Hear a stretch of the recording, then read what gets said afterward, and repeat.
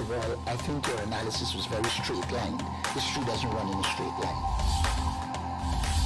Kid, you cannot tell your neighbor he is stealing ducks when you are stealing funds. As High Commissioner, I was wrong. As Charandas Prasad, I reacted naturally how any person would have. I did not come here for that kind of abuse. I did not come here for that kind of abuse. If you're going to go down that road, I'll walk off. But it's all okay once they're talking. If they were talking, I could not have been here today. You got ADHD. I got nothing. Calm down. I think I've done enough in terms of taking our team out of trouble from losing. Come on, Lou Taylor. That's good. I'm reading the script now, and the first person that comes to my mind to play a detective, Yes, but the an erratic Mikhail detective, Rodriguez. is Mikhail Rodriguez. Why an African slap an Indian? Why a man and slap a woman? No, how you deal with that? You deal with that. We must encourage platforms like this because it brings together different people and allows for discussions to take place in our country on a multiplicity of fundamental issues. Kingdom, you apologizing for something you think I did is wrong. I don't want you to do that, and you should not have done that.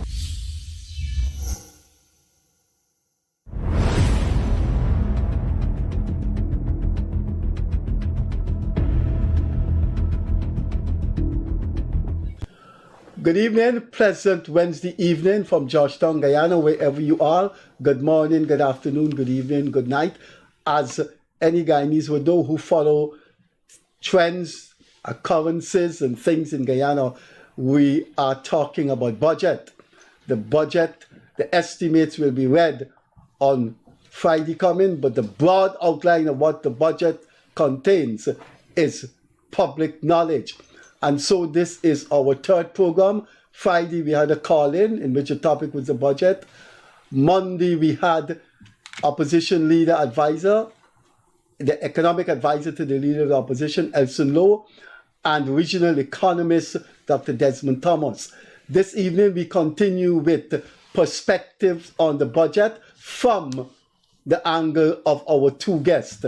Kian Jabour needs no introduction, and so is Richard Rambarran. Richard Rambarran is an economist that has been attached to many of the business organizations in this country. Now, you know the saying, a man has got to know his limitations. Leonard Craig, my co-host, is a trained economist. These two gentlemen who are our guests, they deal in finance and economics. I deal with political theory, sociology, philosophy. So I just shut my mouth and hand over to Leonard Craig. Good evening, viewers. Thank you, Freddie. Thank you, gentlemen, for gracing us with your presence.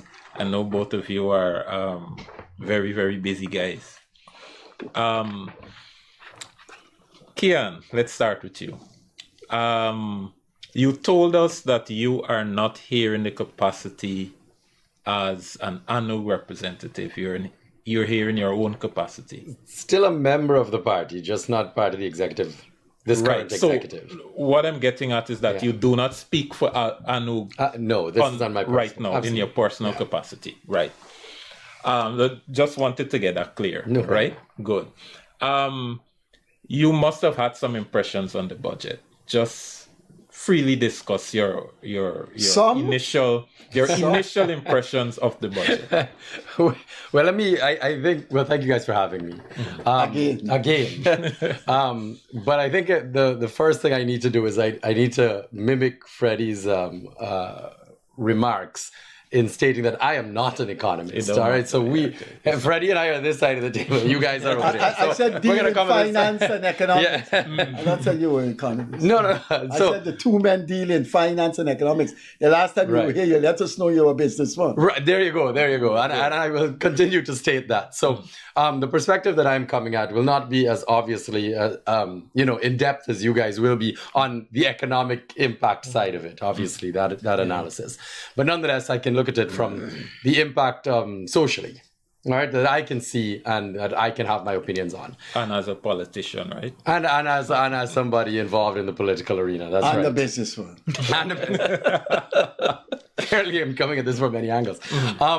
So I think the budget again, and I think that's the most important word to use describing this budget.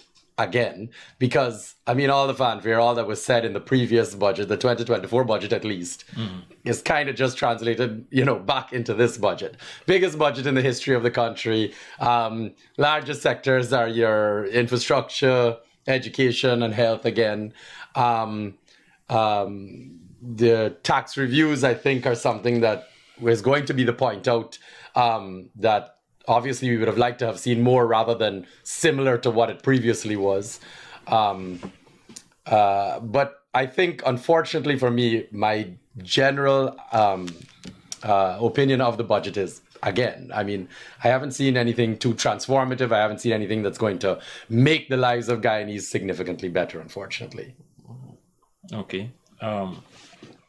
Mr. Rambarran, Yeah, please, sure. please. Thank you. So I think perhaps just a similar disclaimer as to Kian, of course, not on the political side of things, but I don't speak with specific reference to any organization to which I'm attached. But thank you, of course, Leonard and Freddie, for having me. Kian, it's always a pleasure to see you, my friend.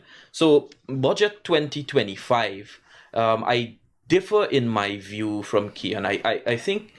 I think structurally, when you look at Guyana's economic growth, when you look at the fiscal program of government, when you look at the macroeconomic management, so when you drill down into the very underpinnings of the budget, as well as the fiscal measures in place, and then you review what has happened in 2024, yes, more of the same, if you will, Kian, with adjustments and tweaks. But it worked in 2024. I foresee that it'll work too in 2025. When you look at the fiscal measures that have been employed, it's particularly those to deal with cost of living containment. When you look at the support for the private sector, when you look at support for our vulnerable, compounded by prudent fiscal management, macroeconomic management, and ensuring sustainability of the economy. And I'll drill down to this as we progress in the program. But I think it really serves as a very good underpinning for Guyana's continued economic growth, cost of living containment, and support for the vulnerable. The program of work as it relates to the public infrastructure, as it relates to education, and as it relates to health, the main social services that the government have to undertake. When you examine the program of work, I think it's one that continues on the progress, and I think that the government has now clearly defined and articulated what it is going to do and how it is going to do what it's going to do. So I'll offer that as being prefatory, Leonard. Thank you. Kian, you mentioned the monotony of the budget. You feel like more of the same. You're looking for, All wine to use your term, something transformative or exciting. What if you were given, or if Anu had a stake in crafting the budget, and you had to advise, what would you put in? What would you move around? Good, excellent question. Permit me just to not respond, but I'm just going to touch on a few points okay. that That's Richard quite okay. had mentioned. Just two in particular, and one of them was vulnerable, making sure that the vulnerable are catered to in the budget.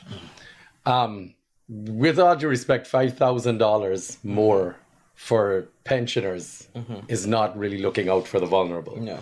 All right. So 3,000 more for public assistance. 3,000 more for public assistance. Fantastic example. 3% more, 3% off PAYE. I'm sorry, at the end of the day, unless you earn $500,000 plus, 3% didn't move in anything in any real direction.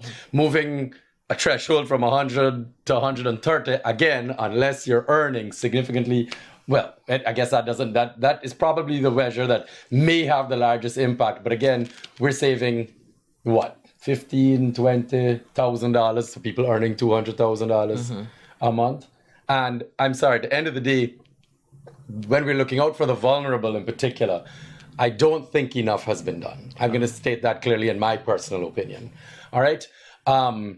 Now, when it comes to cost of living measures, which is the other example used here, again, when we look at a budget that has $9 billion, I believe, put aside to cost of living relief versus $200+ billion gone towards infrastructure, which is roads and bridges. Now, I think everyone can agree that we are over capacity when it comes to building roads in this country, meaning we are getting not enough bang for our buck. We're getting a lot of companies that are building roads that are of substandard quality. We are watching contracts being given out that are taking forever to finish, well, years to finish. So we've already realized that we have too much allocated to something that we are not getting enough from.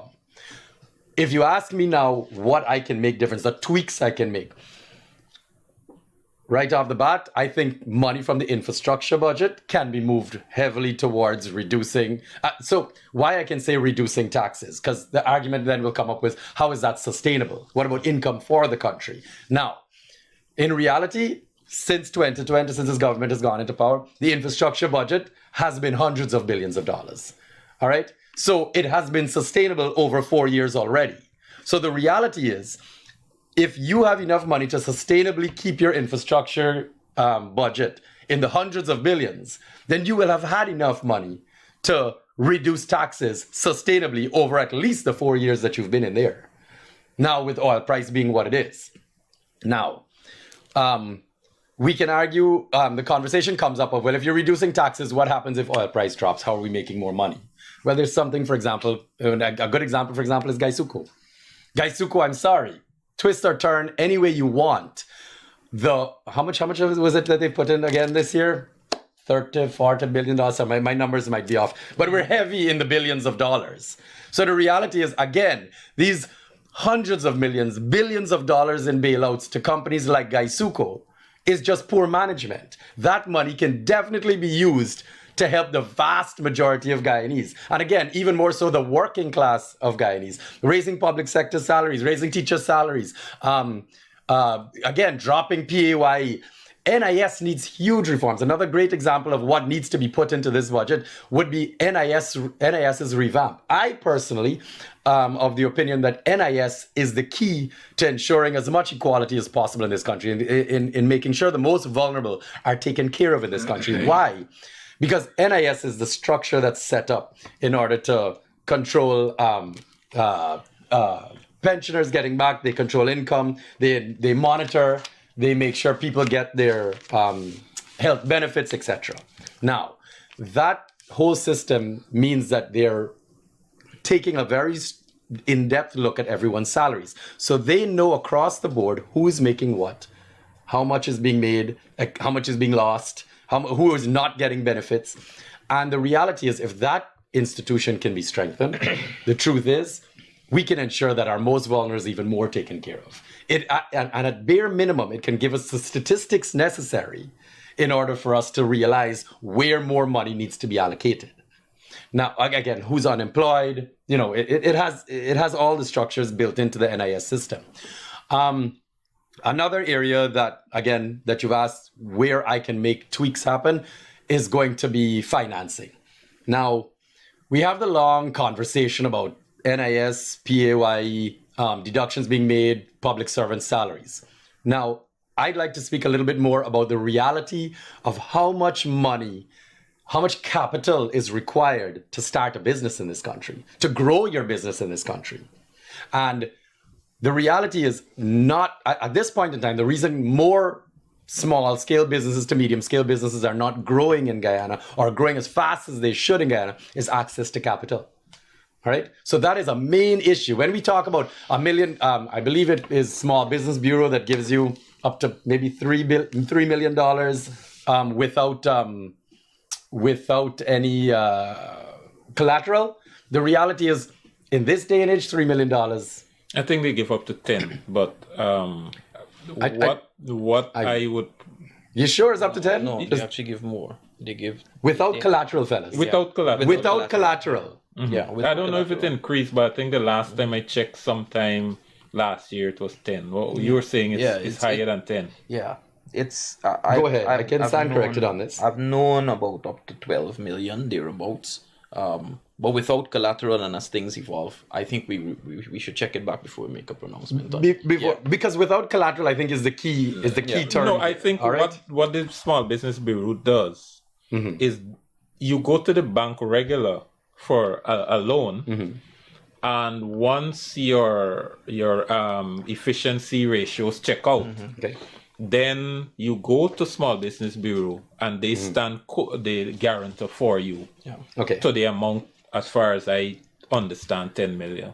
Okay. Yes. But in my own experience, maybe it's something you can Google when I finish. Hard to get. The point is no, because at the end of the day, to grow any medium or small scale business, the reality is access to capital is where things get tricky. All right. Yeah. So when I look at what is readily made available in this budget for the growth of not just the employee, the professionals working out there, your doctors, your engineers, your teachers, your policemen. I mean, we could get to security. Security is obviously the next issue that we have, but nonetheless, I believe access to capital is the next area that definitely should be made more available to Guyanese citizens, rather than just focusing solely on changing salary structures. All right, there's two different dynamics to our society, right? And then again, I think the next point that I can make would probably be towards security. All right, I think the argument right now in society is, not only the crime rate, but also, the deaths on our roads, for example. I mean, not enough is being done to protect the lives of our citizens. All right. Yes, we can sit down here and talk about who, the drivers and how poor they are. But until the institutions are properly set up in order to enforce the laws that we already know exist, then we're going to continue to have deaths on our roads. We're going to continue that crime rate, illegal guns, this, etc. So the truth is, at this point in time, our security setup, which again should be one of our fundamental social programs, our social institutions, is honestly falling apart very quickly, and it's causing, and you can see the results at the moment. Just to plug something quickly on because you mentioned the traffic and deaths on the road and so on. I think there is a large program being rolled out with these new radar things and so on, so that policemen have less intervention, less direct intervention in pinpointing culprits who speed and do other things, right? So something is being done in that area. And I think let me just say something specifically on that. And of course, it's a non-economic or an extra economic discussion. I think what we're seeing happening is that you have the culture of roadway usage in a particular form. That is to say, people are accustomed to years of having two-lane roads, not four-lane roads. People are accustomed to not having this expansive area that they can drive, etc. And what you're seeing is the fact that the infrastructure pace of development is advancing so rapidly, but cultural change to roadway usage takes more time. You take, for example, how long it took people to utilize crosswalks when they started to become pervasive in the Guyanese society. How long does it take for people to adhere to traffic lights, adhere to stop signages, etc.?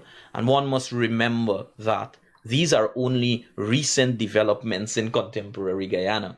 We only recently had all of the stop signs around Georgetown, for example, being installed. We only recently had crosswalks being repainted and being placed into areas, the infrastructure development with 4-lane roads, etc. So my perspective on that is that the rate of infrastructure development obviously is moving faster than the rate of cultural change. And cultural change, as Freddie can well articulate, it takes time, takes institutional reform, which I'm seeing with the Guyana Police Force, pulling some of them out from traffic management and speed management, etc. Elements to reduce day by day, or what is called transactional corruption between citizenry and the police force, etc. That's transactional corruption. Corruption is a transaction. Yeah, corruption at a transactional level on a micro level. So interaction between agents in the society and their, we must stop transactional corruption. Well, it's very important as a political scientist. I hear what you're saying, because I find that even these new roundabouts, people don't quite understand. Not at all. Not at all. And that, Leonard, is a very good example. It's an extremely poignant example of the fact that infrastructure development and cultural change, they move in two rates of change that are much different from each other, right? Because we can put let up me the just give you all a infrastructure, quick example on something we observed in a Chinese city when we went to visit us when I was there. They were showing us that the Chinese city 5 years ago was like any little back dam in Guyana. And come 5 years later, it was this big, bustling city. Yeah. And the culture of the people were to, as you're walking down this little dam, you just spit anywhere. And even though this city is bustling and all of that, this culture is still with people. And you could be walking down the street and you're about to overtake somebody and a spit just pass in front of you. That culture is maintained in the people, even though the entire cityscape has changed. Yeah. And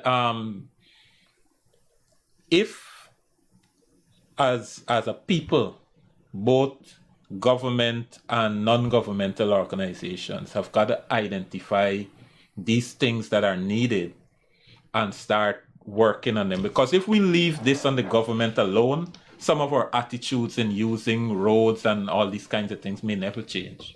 I didn't get a chance in Monday's program to talk about one of the areas of the budget that I did not agree with. And I'd like to hear Kian touch a little bit on it. Before I started reading philosophy books at 16 as an employee of the Michael Ford bookstore, the PPP, I got this tradition from my father that you don't tell people who's your friend or who needs your advice what they want to hear. I picked that up from my dad. If they're your friend, you go to them and say, no, that man and like you as he's saying he like you, you must be careful. So don't tell a president or a prime minister, if you care about them, what they want to hear. You go to lead them down the garden path. Now, when we had this Monday discussion on the budget with the opposition advisor and Dr. Thomas, I went through the budget. I would say, looking at it, I went through it, and I would say it's in the right direction. And if somebody had to say to me, you approve this budget or not, you support this budget, I would say yes.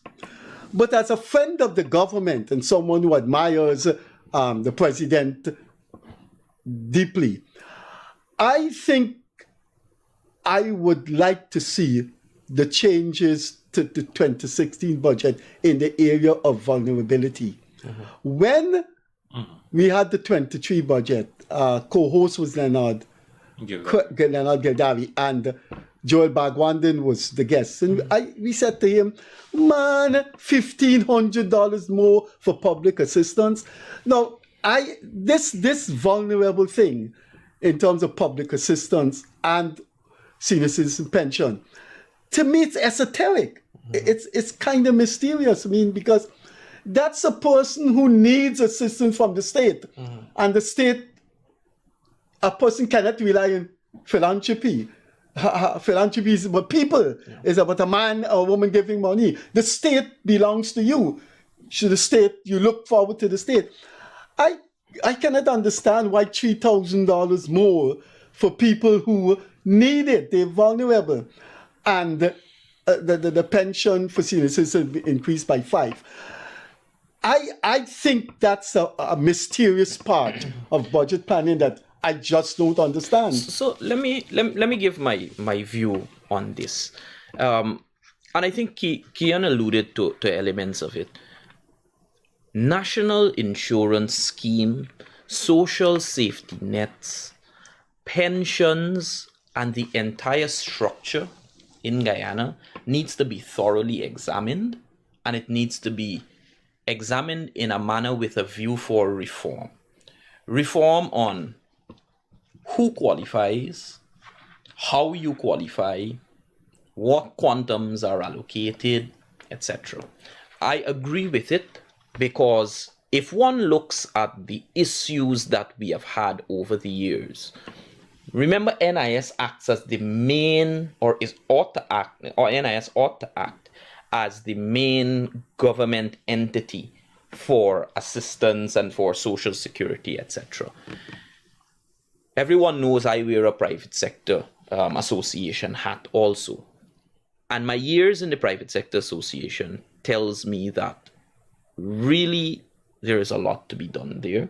And there are a lot of considerations that ought to be made. Everything from organizational management to efficiency of record keeping, to digitization, to how they interact with the public. If you are dealing with vulnerable people and people needing assistance, you can't be, snobbish towards people. You have to have a good, welcoming attitude, etc. And so you would have seen many private sector representatives in the past, from the Georgetown Chamber of Commerce and Industry specifically, speaking on reform of NIS, because it's something that we strongly believe in from a private sector development standpoint and by extension national. So I agree with that element of it. If a budget is the mechanism or the tool to be able to fix that, I don't think so. The budget will just continue to plug money into what is there. What I think needs to happen is a total rework of it, because as we progress as a society, as there's economic growth happening in the society, there will be need for greater support of our vulnerables. What about folks, Freddie, such as shut-ins, who are what they call shut-ins in public assistance, people who are unable to walk, people who are unable to go to the cash grant center, for example, to register for their cash grant. What sort of considerations do we have for them? How are we employing digital technologies to support those folks? So I think those elements ought to be thoroughly examined, but I don't think that it can be examined in a budget. But it's certainly a space that, as we progress as a society, as we experience these vast areas of economic growth, we need to ensure that we cater for and cover. There are other elements of what Kian mentioned that I want to not respond to, but give my viewpoint. But I think he may have something to say on what you said. Let me just take 17 steps backwards. Just to touch back on the NIS thing. I just checked it out. So it's 40% collateral that they cover. The SBB thing, yes. not NIS. Okay. Small business. Small business bureau. They cover 40%. So for example, if you want $5 million, you have to cover $3 million in collateral. Right. $10 million, you have to figure out how to find $6 million. So at the end of the day, I mean, I think I will allow that one to speak for itself when access to financing and small business people out there, medium scale business people out there can understand. You yourself being in the private sector, I mean, I know access to financing is always a large conversation you guys are having. So to touch back on the general conversation that we're having here, I think I need to make something a little bit clear here to the viewers and to everyone. This is the 4th year, going into the 5th year now, that this government has been in office. Now, if we are still talking about programs that need to benefit the pensioners or the shut-ins, social assistance, which is now what, $40,000 in pension, $41,000 in pension. What is social services? What is public assistance? Significantly less, right? 30-something thousand. I mean, this again. We have watched an economy that has been boasted to grow at least by 30% every year since they have stepped into office. Now, how are we talking about? No, I differ a little bit on that. I differ a little bit on that in opinion, because if one examines materially where we were in 2019 and you look at some of the, it's easy to forget it because we live in it every single day. And because we face this high level of growth, our lives are so busy, etc. We're so caught up with what's happening in terms of day to day. If one looks at the level of infrastructure, if one looks at salaries in terms of purchasing power, if one looks at the availability of goods, if one has a physical look around, I would say we had a lot of work still to be done at the very basic level, the provision of very primary commodities or very primary services. An interesting thing that someone mentioned to me that's visiting from overseas, and they have not been back here for a few years. You drive around Georgetown and you ask me, Richard, where's the potholes now? Some very basic things that we have taken for granted in the past, I think we had to address. And so we have to ensure it's sort of like the analogy, you can't pour from an empty cup. You have to ensure that basic provisions are in place before you start looking at certain other things. And I think we are at the point now where we have to begin to examine social assistance reform. I agree. But why it has not been done, quote unquote, or broadly in a full reform sense, I'm not saying that no work has been done. There has been work. There's need for transformation on it. But as it relates to provision of basic goods, what's called basic needs, we have moved leaps and bounds, and that is what I think has been the provision of the government for the past 4 or 5 years. That is to say, with oil money, the provision of basic services. But let's bring it forward. You brought from 2019. Let's bring it from 2023 then. Okay. Where infrastructure, we've been earning oil money since then, so we've had income, vast majority of income increase, and we have watched infrastructure, like I just said, $9 billion in this current budget versus $200+ billion for infrastructure. So if $9 billion goes to cost of living help, assistance, if pensioners, a good example is pensioners, raising pensioners' pension by $5,000, how many pensioners are we talking about in the country? Let's go to a wild figure here. Let's go to a wild figure. 100,000 pensioners. $76,000. I mean, we can do the math. 76,000 people. Sorry, 76,000 pensioners. Right, 76,000 pensioners. 76,000, right? I mean, by 5,000, right? We look at $380 million.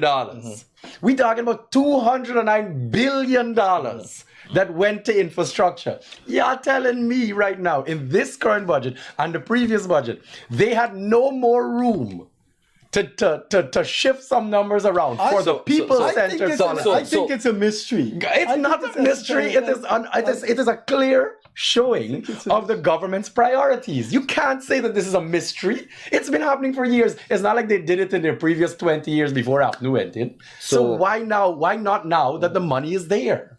So it's a point. I mean, you all call it a mystery. Kian saying that it's a clear articulation or whatever. I don't want to add. So I would frame it differently. And when one has funds, it's easy to say, yes, we'll do this, yes, we'll do that. But one has to look at when you examine the philosophical approach to it, right? Look, he is smiling. I want to hear what he has to say. He's smiling all the time. When one examines a philosophical approach to it, because Kian mentioned it in what he was saying when he was on his He's still smiling. almost 10-minute discussion earlier, right? One has to, Kian. You absolutely have to. It's imperative that you look at the sustainability of it. As I said, we are coming from a place of a deficit of basic needs. You mentioned sustainability and you talked about what happens when the oil price drops. Mm-hmm. You remember you talked about that. What happens when the oil price drops? Now, if one goes, and yes, you have the ability, let's say one has the ability to pull a lever and increase all public assistance, all of everything by 200%. And we pull the infrastructure budget down to whatever, maybe 40 or 30% of what it is. But then the oil price drops 3 years from now or 2 years from now. You know what you end up with? You end up with a situation, Freddie, of a similarly circumstanced country like Venezuela or Trinidad and Tobago, where your public assistance, your demand in terms of nominal payments to your citizenry is so high, but yet your intergenerational wealth, what you're giving the next generation is so low.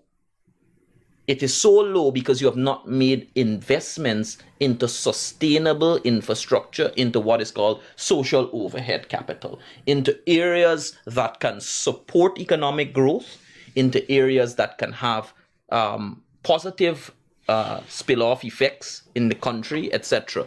Because if you think about it, one receives, let's say you increase it to $1 million in public assistance, and you continue that multiplied by the 76,000 or how much ever, right?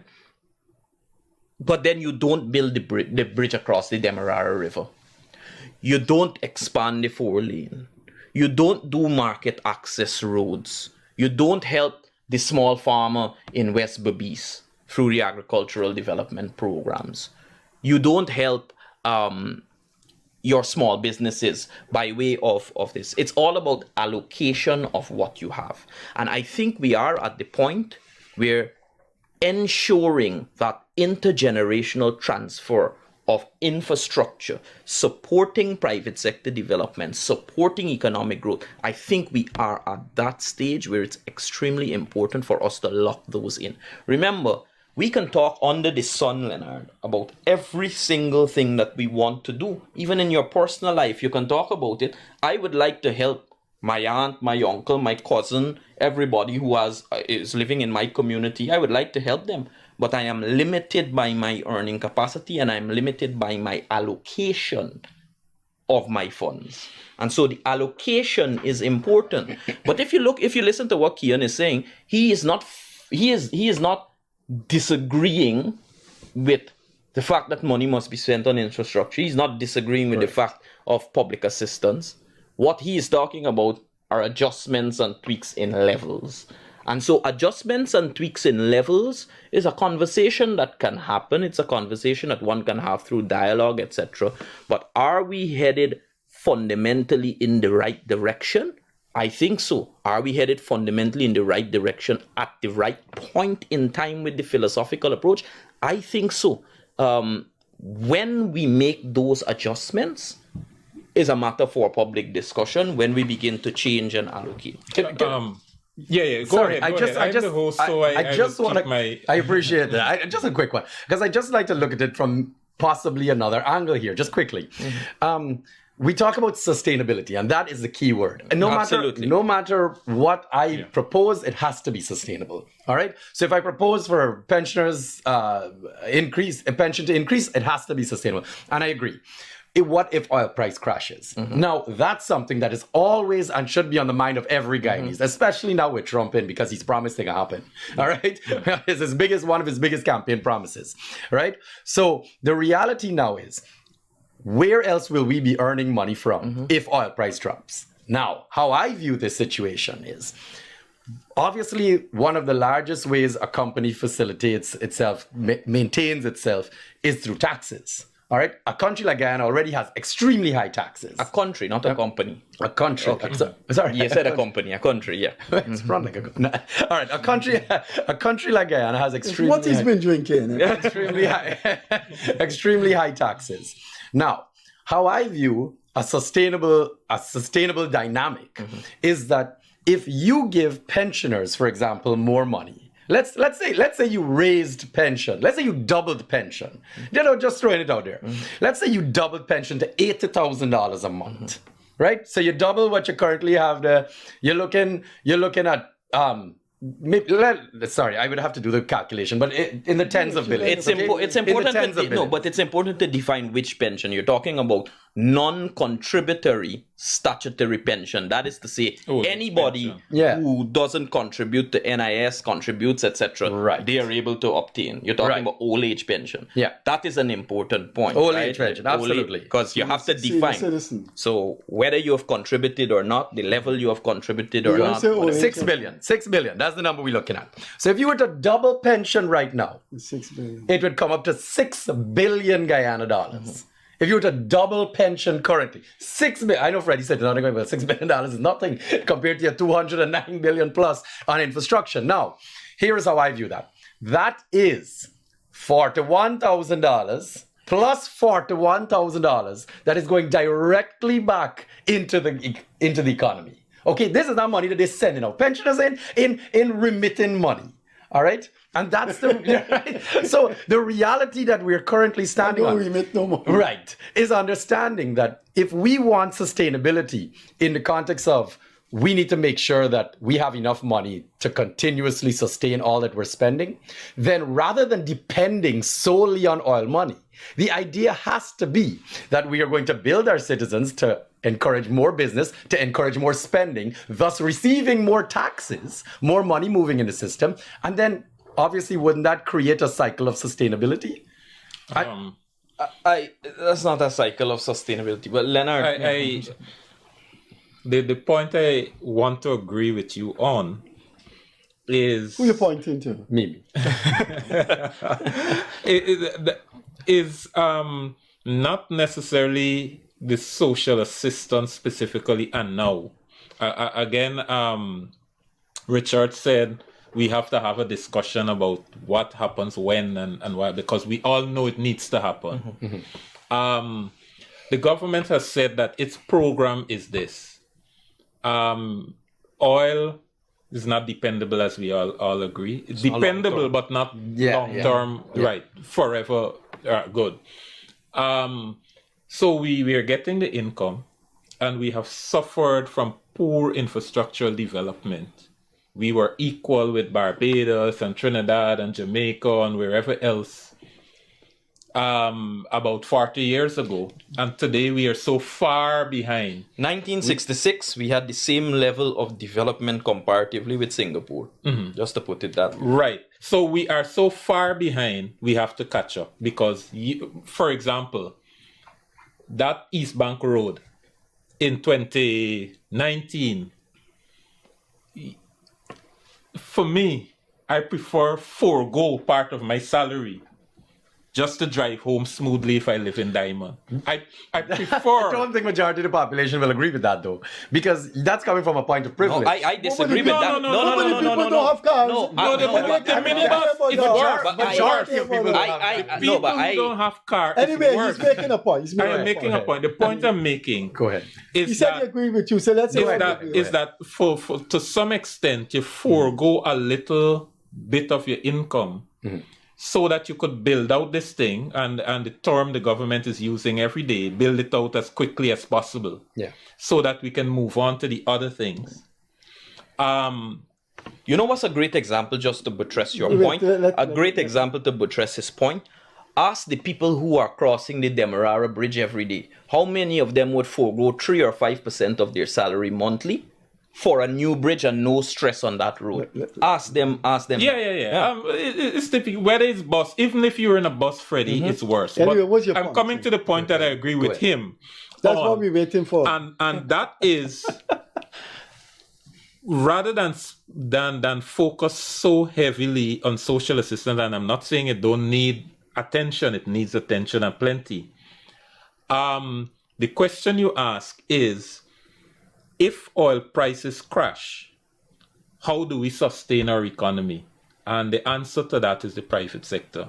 And there is where I agree with you in a big way, correct. that we have to provide some money somewhere, somehow, so that medium-sized businesses, small business could become medium, and medium could become large business.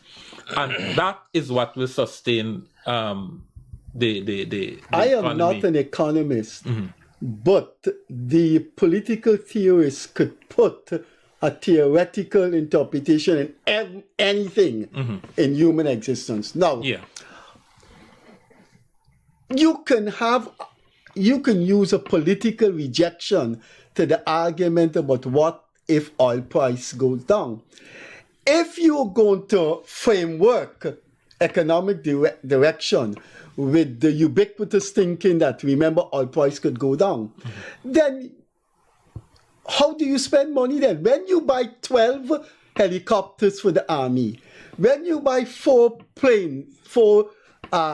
expensive boats for the Coast Guard, when you buy a couple hundreds Toyota SUV for the police force, if oil prices go down, where are you going to get money for the spare parts? All I am saying is, if you keep in mind that you got to stagger this thing, because if our prices go down, then you're going to spend money on anything then. You know how much it takes to keep an army and a police going? Yeah, and we are calling for recruitment but they in the have police to force have and the army. priorities. And that is what Richard is saying. We may have to sit down and discuss how to reprioritize. I don't disagree with him. I'm just looking at the theoretical argument. So Freddie, if you spend money on certain areas, you gotta remember, if our prices go down, how you going to sustain it? But it does, and that is why I keep referring to the philosophical approach. It's important. If you are working a particular job and you know that at any time you can lose your job, or let's say you can be dismissed with short notice, what will you do? You'll do 2 things. 1, you'll ensure that you have a certain quantum of savings. And 2, as you earn your money, yes, you're going to live and subsist, but you're going to ensure live and subsisting means supporting your family, which in the macro case might be supporting the vulnerable. You will do your basic needs, which is in terms of paying public servants, etc., when we bring it up to a macro level. But what's also important is your investment level. How much do you invest so that what you're earning today, you can get off of it tomorrow? If I go and I say, all right, all the oil funds, I will give it to whatever for consumption, but I make no investment into the future, then where do I stand? It's about prioritization, and it's about looking at things that will have an intergenerational transfer of wealth. Look. All the discussion here is about the term allocation, how much you allocate to this, to that. Let me ask all 3 of you something. Do you think a better approach would have been to drop the toll on minibuses and hire cars and leave the toll on private vehicles? And that toll that you collect on private vehicles, you could save it and transfer it to public assistance. Now, why would you across the board do away with the toll? Let me answer that quickly from my own perspective. I am not a fan of universal cash transfer. I am not a fan of it at all, right? I figure we're doing it in Guyana because it's easy accounting. Everybody who is over 65 come for your old age pension. Just provide your ID card and we see that you're over 65. We go in some database, we count how many people over 65 and we allocate to everybody. But I'm not a fan of it. I'm not a fan of universal cash transfers either. I believe the people who need it the most should get it. Now, so I believe it might be necessary now because our digital and other systems are not in place to really police a system if we try to put conditions on it. You have to have a means test and all of that. Right. So when we grow that system, I think we should translate to those who need it the most gets it, and those who don't really need it or who need less gets less, so that those who really need more get more. But I don't think we can manage a system like that right now. No, that's NIS. But that's what NIS is for. That's what NIS should be doing. NIS monitors who earns what, who the most but we still have to grow the system. We say there are lots of people in precarious works that do not pay NIS and is not part of it. NIS. But then maybe, Leonard, that's why we need a universal cash grant system, because how do you... That is what I'm saying. Let's not get into the discussion of cash grant, because that we can come back and do another program on cash grant. But Freddie, just going to your point. I want to push in this thing quickly. It comes to both what you and him say. In the fall of price oil, you fall back to the private sector. I would like to see a law passed in this country, I said it on this program, in which the GRA has to publish sources of revenue. This from VAT, this from taxes. I have it right here. Freddie, it happens. But how much they do? It happens in the budget. How much do they get from? How do they get from revenue? How much do they get from? Tell me which one you want. In the budget, the one in which property tax. No, it's property tax start from 40 million. They kind of generalize it. No, you can't. No, this is the appendix. You can't see it here. Go to the beginning of the budget estimates and it's there. I'm asking out you familiar with business. Do you have actual data to show collection from property tax? Property tax begins from 40 million. There are about 10 businesses in this country that reach $1 trillion. $1 trillion is 100 billion. There are about 10 of them.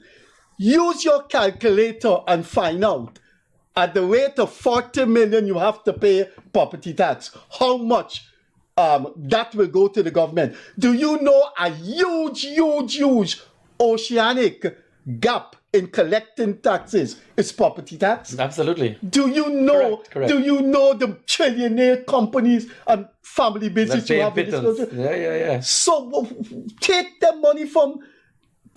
money and make up for the shortfall when all go down. So Freddie, it's there in terms of current revenues by type, and it's broken down. You have property tax and estate duty. How much we collect in property tax? You're collecting 7 billion of your 367 billion in taxes and revenues. How much for duties on vehicles? So it's there. No. We collected $7 billion in property tax. Mm-hmm. You want to go and calculate property tax paying from 40 million on about $8 trillion. Freddie, you've spoken about two very important things that need to happen in this country. You've alluded to them. One, we need a reform of our tax system in Guyana. We need to thoroughly examine a number of things from a technical level, including tax buoyancy, how quickly we can drop PAYE, how much we can adjust ratios, etc. We need to look at tax reform. Yeah. That is one. We need to relook at it at this juncture, given the revenues, etc., given the structural transformation of our economy. That's one. And the second that you alluded to, we desperately in this country need to look at our public transport system. Yeah. I don't think we can talk about a modern Guyana with the minibuses and the current hire car structure. Those are three areas I think we need to look at in terms of full reform. One is tax, two is public transport, and three is on NIS. But I'm talking about, we vary here, I'm talking about collecting taxes. Well, the collection has to do with the efficiency of GRA, but I'm talking here about the structure of the You giving $3,000 social assistance and escaping property tax. People escaping property tax by billions of dollars. You ever went to a wedding where the wedding itself cost $50 million? Yeah. I never been to one. You've been to one, but I know that. I know people spend $50 million just for wedding alone. I went into a man compound to ask him to stop noise nuisance and firing off crackers, and I saw 5 cars in that man's yard. Each one of them I know, but cars I've been driving long. Each one of them is about $50 million. I would like to know in Guyana value. In Guyana value, when you add on your duties. Please, Key, that's it. In Guyana value. In Guyana, right. I want to know how much property tax he paid. Anyway, Robert, how much time more we have? Robert? 7 minutes more we have. All right. One quick thing though I'd like to plug with the infrastructure development thing. It might like a not political plug. It might not be such. It might not be such a bad thing that you're saying.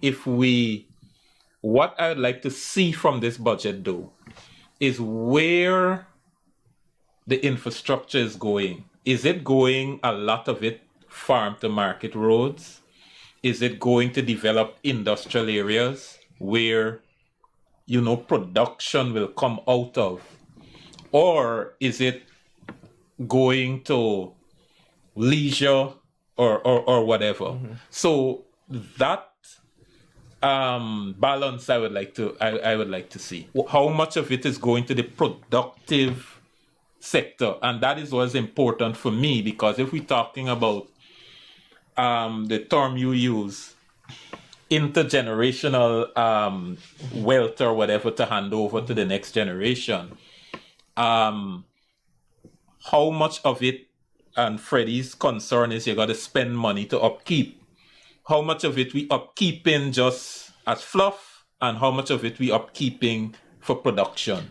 And that is important, not just the alarm that you're spending how much ever, 200 and something billion, So that would be my contribution to that. It's an extremely important point, and I would say let us look at the numbers to be able to reflect it, or let us look at the numbers to give us an indication of it, proxy it by the numbers.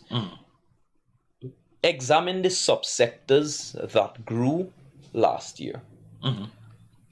With the exception of sugar, which Kian might want to keep a whole program discussing that. I think we should. It's ridiculous. Agriculture, gold, bauxite, manufacturing, construction, electricity sector, services, all of them experience positive rates of growth.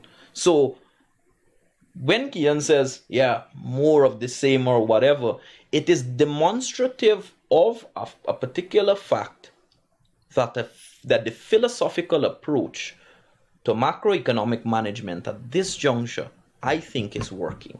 I think it's doing well when you look at the rates of growth for last year from the non-oil sectors, when you look at the private sector extension of credit, which is indicative of how much the private sector is borrowing and what rates of growth we're having.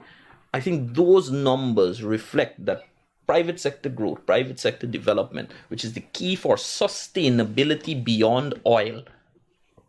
We're seeing that happening through the articulated framework. But given your point again, it's similar to the point I made just now. The private sector, borrowing and growth, is it the larger companies getting larger and getting all the loans? Thank you very much. That part is very important too. Who is the rich getting richer, or is everyone getting richer? Right. I completely agree with you, and that is why I don't think I need introduction to the Guyana public on talking about access to finance. I don't think I need introduction to the Guyanese public on talking about capital markets development in Guyana. We need our commercial banks to step up where they can step up. Where I know that they can step up, we can disaggregate their balance sheet. I can keep a whole program talking about that. We need non-bank financial institutions in Guyana to do better. And we need capital market development in Guyana to ensure that citizens are able to have a piece of the pie in the wealth creation. If you think about it, if we had a properly functioning capital market in Guyana, if someone has the 100,000 cash grant, and let's say they are part of the middle class in the Guyanese society, and you ask them what they can do with that, investment into the capital market, in addition to whatever they may put, that 100,000 could multiply itself times over. But in Guyana, we don't have that vehicle for investment. So I think it's important, yes, access to finance, but we need to not just look at access to finance in a narrow lens. We need to look at access to finance with broader lens, not just commercial banks, non-bank financial institutions and capital market development. Can I stop you there? Can all three of you wrap up and then I'll close? The operator said we have a minute now. Okay. All right, I'll close by thinking I think the most important statement to be made in all of this talk about finances and budget.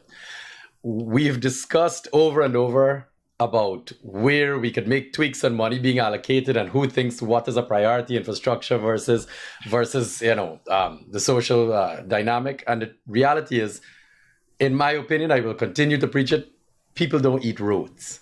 And we have to start looking at our short-term and our long-term priorities. And at this point in time, we have wealthy people getting super wealthy in this country, and we have a large group of people still living paycheck to paycheck because not enough is being done for the vulnerable, for the basic employees. So I'm sorry. We have to realize at some point in time, infrastructure versus people development, and we are 4 years into this term, and I'm sorry.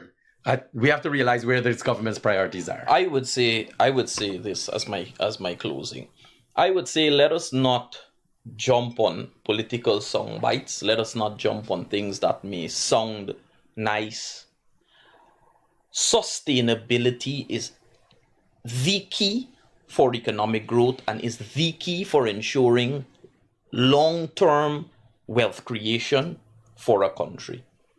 We can do, or we may want to do, everything under the sun, but allocation of scarce resources to ensure long-term sustainability so that our country does not fail and does not become another resource-rich failed state is extremely important. Yeah. The co-host. Just to close, I want to thank you guys for coming here. You did represent yourselves well. And we hope to have you back again soon, and your debate and the way you articulate it was extremely commendable. So thank you. Let me close by saying I sincerely believe in my heart, soul, and mind that the wealth of a country has to be shared, and has to be shared in a way where the vulnerable, the needy, should be taken care of. I am an unashamed, totally unashamed supporter of the working class. I come from poverty that was unimaginable, and therefore I cannot face the public in my life at my age and not argue for the wealth of a country being put in the hands of those people who need it. On that basis, I'd like to thank Kian Jabour, who has been on our program several times. Mr. Rambarran has been here before, and as we draw, as the months go on, we will have both of them back.